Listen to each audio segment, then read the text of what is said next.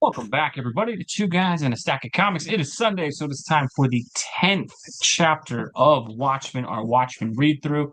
Mike and Can't I, believe we only have two more to go. only two more to go. We are definitely on the back nine, if you want to use the golf term of this. As Yes. this definitely the escalation issue where everything sort of hits the fan with chapter 10. Mike and I have been going one chapter at a week through Watchmen 1 through 12.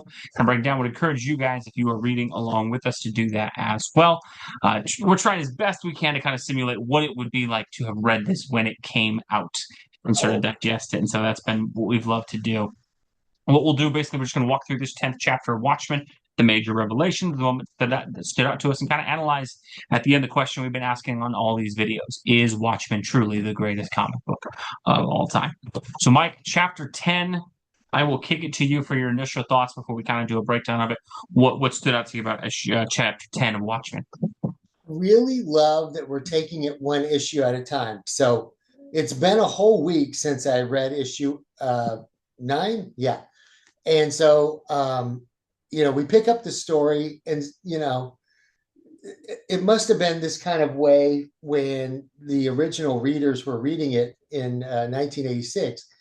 Because then you're like, okay, it's just Rorschach and Dan hanging out. And wait, oh, that's right. Jupiter's off on On Mars Mars. with, yeah, with Dr. Manhattan.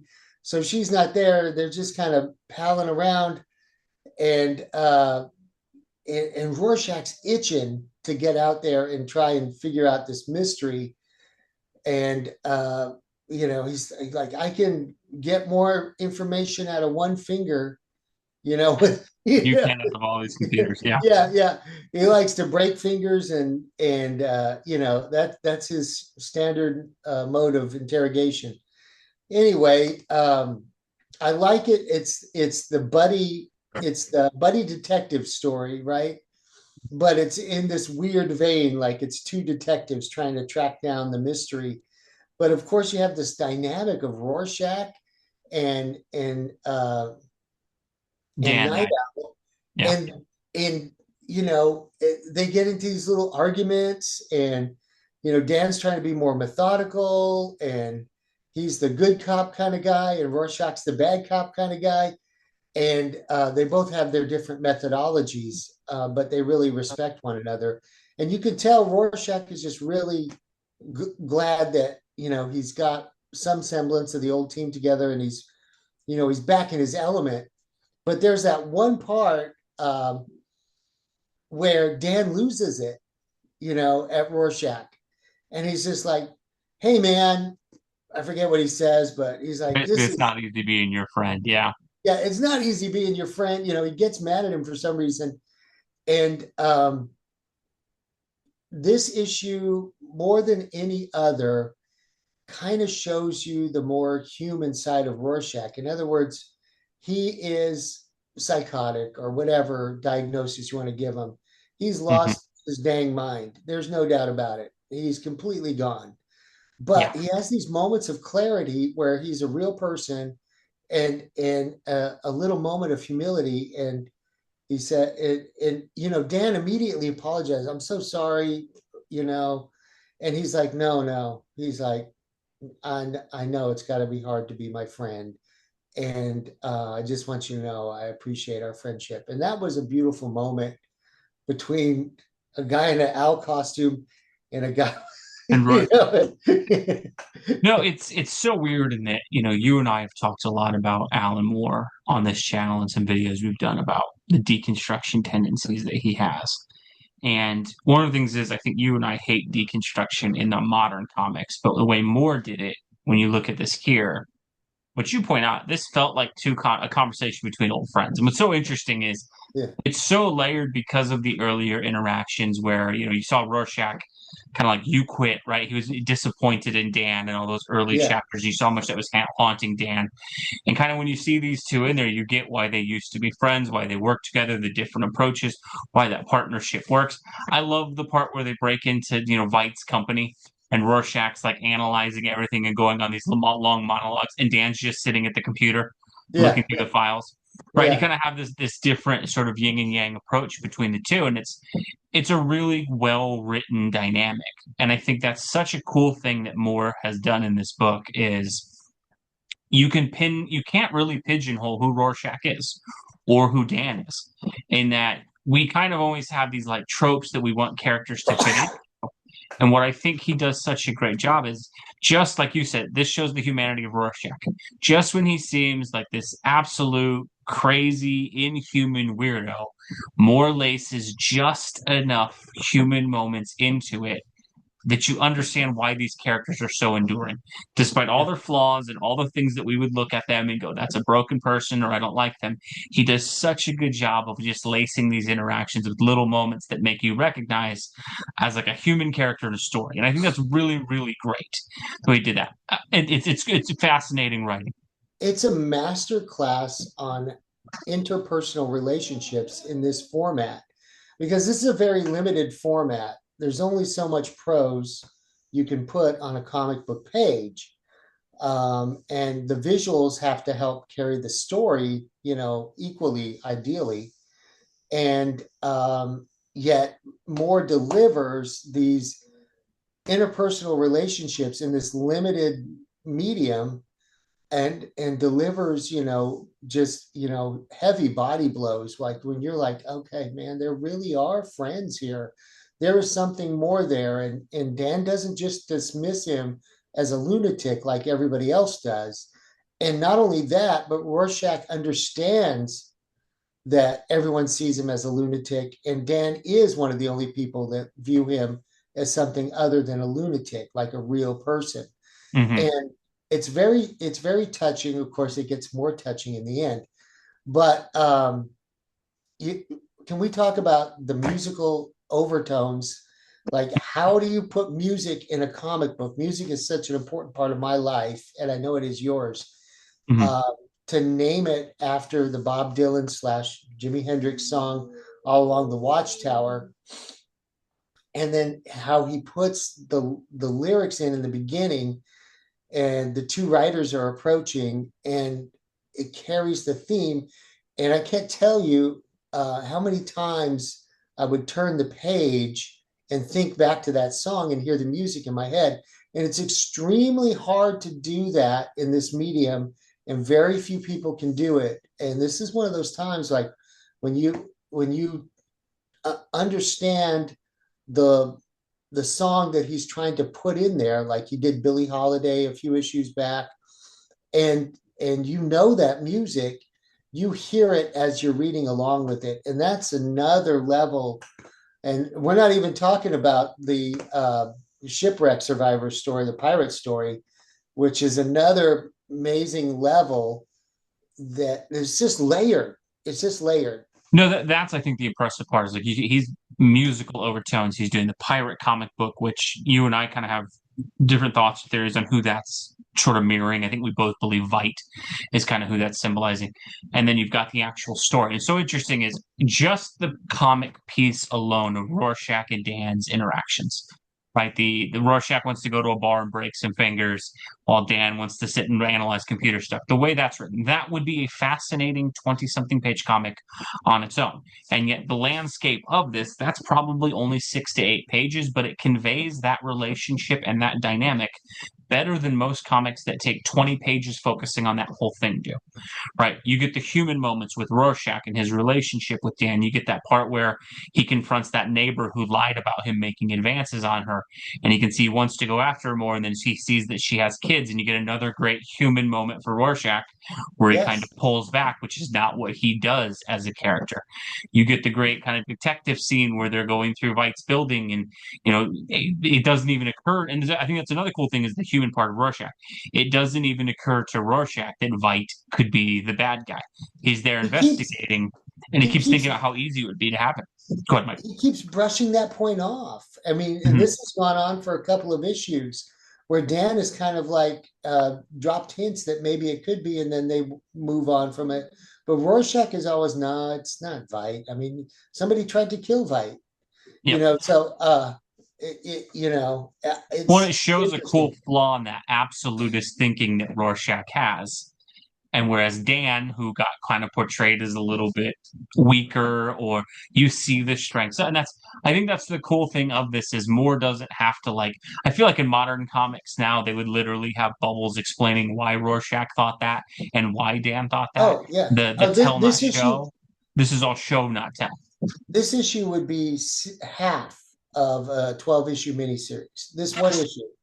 Yeah. I, No, I, you're 100% right on that. That's the amazing part that yeah, you mentioned on this is how layered it is and how like efficient that you get all this in 26 pages. Whereas I feel like if this was Tom King or another modern writer, not to take shots at them, but this would be 6 to 10 issues, and you're probably paying $30 to get what you got for this 20 something pages of the story, which is just crazy. I think the other stuff in this issue that kind of is really cool. You have the ramifications of Hollis's death, and I love that moment again, the humanization of Night Owl, and that he's kind of the cool, calm, collected customer, and then he finds out what happened with Hollis, and you actually have that Rorschach's the one who tries to provide him comfort and again, that's just you're so well right. written. Yeah, you're right. Expound on that because that was another thing that I thought about for a minute. I was like, wait a minute, Rorschach's the one pulling Dan What away from the violence and the anger. what's so interesting with this, and like it's so cool how he writes them as friends, and like you and I have seen this in our own friendship that we've had, and there's certain things that fire you up that don't fire me up, even though normally I'm the guy who gets a little more animated about things than you. But Right, there's always those buttons you can press to get, and that's what great writing is, great relationships, great friendships, great dynamics is. You have those characters, and so it's such a cool way that he integrated that where Rorschach naturally falls into the role for Dan in that moment that you wouldn't have seen coming from any of the previous things that Rorschach's done. You think Rorschach would be the one like, yeah, let's go bust some heads, let's go actually go take all those guys out. right, And instead, he's exactly. the one like, hey man, no, we could do this. Let's find them, and then we can, that'll bring you comfort if you get them back. And it's such great written dynamics. I think it's so crazy how well he did that. We can talk a little bit. We pivot to the Adrian Veidt portion of this because there's a lot with Veidt in this. You kind of see the setup, and again, this is where he's going to his island sort of fortress sort of thing that he has. He's setting up all the TV monitors, and And you think he's you notice just that doing business it, stuff. Go ahead, it's Mike. like the Fortress of Solitude, but it's in Mhm. reverse because it's in Antarctica rather than Yeah. like Superman's was up, at the North Pole Mhm. where Santa Yeah, Claus is. it's a cool parallel Yeah, it's to exactly that. opposite. And you get some really. I thought the writing for Veidt was really strong in that you kind of see him doing like predictive market analysis of like, okay, a war's going to happen. He's watching commercials, seeing the trends.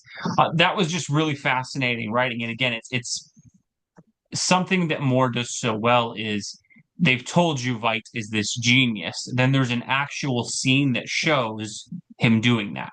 And I think that again is one of those things where Moore doesn't put stuff in here that I think one of the things I get tired of is they do this with Lex Luthor a lot.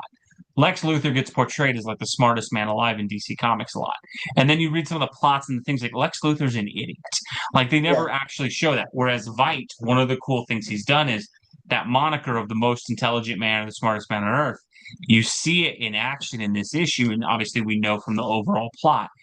That's another cool thing that Moore does, and it's not a useless detail. You're kind of Veidt's been the underserved character of this story so far, oh yeah, and this is totally. that chapter that really sort of sets up. We don't know the full grand scale as of yet, other than the spoilerish stuff that you and I both know. But it's like, wow, he actually did do a lot of character work to build that, and it's fascinating how well he did that. I know. And it is a little creepy that he has that bank of television sets and then he's telling his people to go buy stock in Baby food whatever. kinds of stuff because he thinks the Baby food. baby boom. Yeah, yeah, baby food and whatever. And then the pros at the end is those little memos from the marketing department. Mr. Hmm. Fight, we want your approval on the new Rorschach action figure and all Yeah, this kind of stuff, and then the perfume or whatever. And we feel that the stockings, blah blah blah, yeah. and it's just, I don't know. They No, must have had fun doing that. it's so well written, like all the details with that. We get to the last couple things here that we'll talk about with the issue. You get Rorschach's decision, the journal, right? Because we've had this ongoing journal narrative. Oh yes. And then we finally see Rorschach does like final entry and sends it. And Like obviously we know what he does at the who's end. this person he trusts? Who who Yeah. who who, who besides Dan is he going to mail his manifesto to? And And then said it's the new frontiers, but then we see the page where they kind of dismiss it as the ramblings of a lunatic. put it in the Uh, crank file. no, it's I think that's such a cool thing in the journal. Again, it's one of the things more delivers on that point. I feel like in the modern sense, we'd see a comic do a journal and it would go nowhere. It would just be a narrative device that exists for no reason. Instead, this was actually used and plays an integral part in it and actually has some payoff, where it stops. We get the last scene, and I thought this was one of my favorite ones in this book where they have, and I know you'll want to talk about the pirate comic as well, but you get Dan and you get Rorschach sort of approaching in the Antarctic with the ship. I love that they integrated the fact that the ship was sitting in the water and then it flows goes into the Antarctic and freezes, and then Yeah, actually plot point. And again, it's a cool thing of in a Batman comic, the ship would just make it to the base with no issue, right? You yeah. wouldn't think about it. Whereas in this, because these are more human characters, because Moore has integrated them with flaws, each characters, they do crash and have something happen like that. I loved that part. I thought that was really great that that wasn't like a missed detail for no reason. Now they got to do 20 miles in Antarctica, and all Rorschach wants to wear is a trench coat. He's like, you don't want to wear one of these really cool owl outfits? And Rorschach, nah, that's not my style, Dan. Yeah. And they get on these little Segway kind of scooter things, which I don't know if those were market tested for Antarctica weather. I understand it's pretty harsh there, but whatever. It's comic books. We'll roll with it. We will definitely roll with it. And then the last thing is the Bob Dylan lyric. Mhm. Outside in the distance, a wild cat did growl. Two riders were approaching, and the wind began to howl. Yeah. Um, No, the integration of the music and the lines from the song into the actual plot. It's crazy how well he was able to integrate that in a way that it doesn't feel cheesy or lame. It's literally like he wrote a comic and then found the perfect lyrics for it. Uh, yeah, it's sort of kind of reminds me a little bit, and this is a little off the beaten path, but like how Tom Cruise kind of goes and like when you watch how he does movies, he'll scout these locations. He'll just literally travel the world and then like see a bridge or something. But that would be an amazing thing for Ethan Hunt to jump his motorcycle off in a movie, and then he right. makes it happen. And that sort of seems like what they did here is like they integrated a song or something that was there, and he was able to perfectly integrate it And into it in a way that made sense. the movie did it so well. I don't know how they Mhm. got the licensing for all these famous songs, but Yeah. they got like everyone. I don't think they got Billie Holiday. Maybe they did.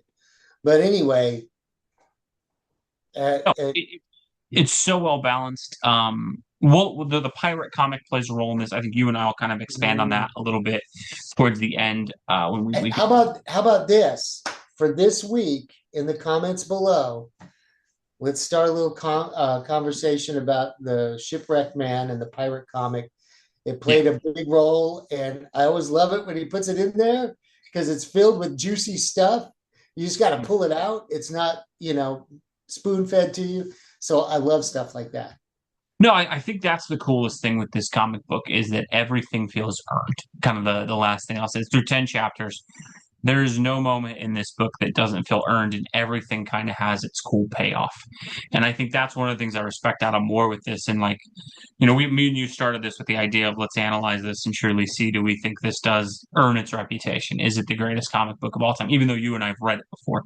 And I have to say, as you read it through 10 chapters, it's like, man, this is just a master class in writing, in patience, in letting things develop, and having some slow burn elements, having just enough action. There's nothing in this that's wasted, and it's fantastic to reread it and see all of that come together. Even though you and I have read it before and know some of the spoilers, it's so crazy how much you can just dive back into this one issue at a time and get wrapped up in all the details that I'm it's I'm fantastic. so hooked on it now, but I'm not going to read the next issue until next week. I promised myself, and you One a all, week, one a week, yeah. yeah, you do the same. And man, I can't believe we've been doing this for 10 weeks. Ten Really? weeks, 2 to go, 11 and 12, and then you and I'll do a video at the end, just kind of And giving our final thoughts and conclusions on everything as well. just the original audience, they had to wait a week. We're only asking, I mean, a A month. We're month, only yeah. This was asking a you to year wait a week. long. Yeah. That's the part where I genuinely wish I could have experienced this as it came out. Like to go like, wow, what would this have been like reading it monthly? But Yeah. let us know. What do you guys think down below? What do you think of Chapter 10 of Watchmen? What are your thoughts on the story so far? As always, folks, we appreciate seeing your guys' thoughts down below. Thank you so much for continuing on this journey with us. We got 2 chapters left. We'll catch you next week with Chapter 11. God bless you, folks. You have a great day. Thanks, everybody.